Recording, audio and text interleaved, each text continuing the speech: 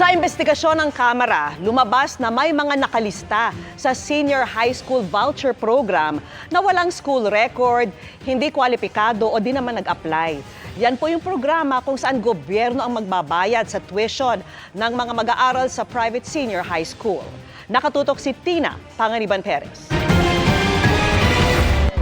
Dahil sa ilang mga kwestiyon, 200 million pesos na pondo para sa Senior High School Voucher Program ang hindi inilabas ng Department of Education para sa school year 2023-2024. Ito ang sinabi ng DepEd sa pagdinig ng House Committee on Basic Education and Culture tungkol sa umano'y mga GO student na nakikinabang sa programa. Mula nga raw taong 2021, 55 paaralan na ang inalis ng DepEd sa Senior High School Voucher Program. 12 ang iniimbestigahan ngayon. Yung mga schools po na yon, iba't iba po yung kanilang mga findings. Hindi lang po yung sinasabi nating mga students na wala po sa school records or walang class attendance, but also those who are unqualified na mga voucher recipients. Unqualified because they're supposed to apply via the voucher application program pero hindi po sila nag-apply. The private schools categorize them as automatic grantees. Hindi pa masabi ng DepEd kung ilan ang maituturing na GO students na napabilang sa Senior High School Voucher Program. Ang voucher program ay ipinatupad para makatulong ang mga pribadong paaralan sa mga estudyanteng hindi na kayang tanggapin ng DepEd dahil sa dami ng mga estudyante at kakulangan ng mga pasilidad.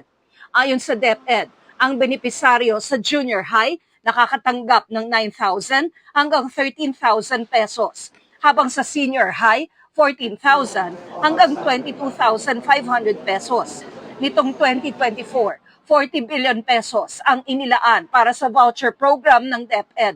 Halos ganyan din para sa 2025.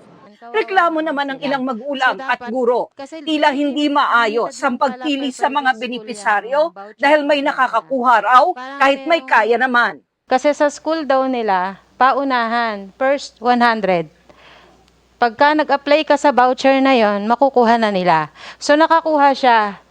Yung iba na walang kakayanan, kawawa naman sila. Dumami rin daw ang mga kadudadudang paaralan. Dumami, no? Well, para sa amin, yung mga fly-by-night, no, senior high schools po, no, na nagkalat, no, lalo na doon sa amin sa Kamanaban. Nag-o-offer pa to ng mga incentives doon sa mga public schools. Bibigyan nilang incentive kada isang ulo na mag-e-enroll sa kanilang high school. It's just because may konti lang po talaga tayong mga private schools na medyo pasaway po, Mr. Chair. We are looking at filing criminal cases. Puna ng komite, 10% lang umano ng mga paaralang kabilang sa programa ang aktual na namomonitor. Ang sagot nila ngayon ng DepEd pati ng PAYAC, they aim na yung objective nila maging 100%. Yun ang moving forward, yun ang objective nila na lahat. I guess sa next academic calendar nila Pero again, imposible naman from 10 maging 100, ano? Pero at least nakita natin may significant increase sana. Tiniyak ng DepEd na pinag-aaralan nito kung paano aayusin ang implementasyon ng voucher program.